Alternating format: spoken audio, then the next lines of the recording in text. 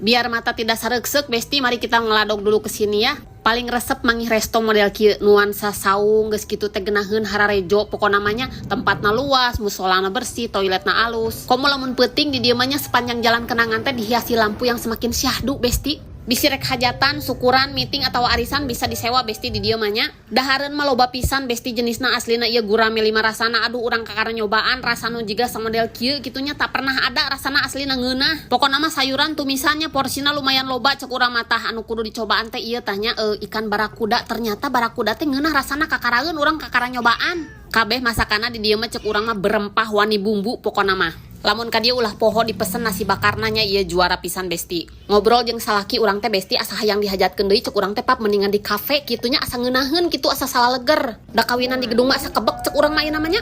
Cek salaki urang teh kewe cenah pas anniversary. Lamun orang soreang geus pasti arapal ieu di mananya. Ieu teh ngaranna tempatna teh Saung Injuk bestinya. Ieu alamatna ku urang ditulis di dieu nya.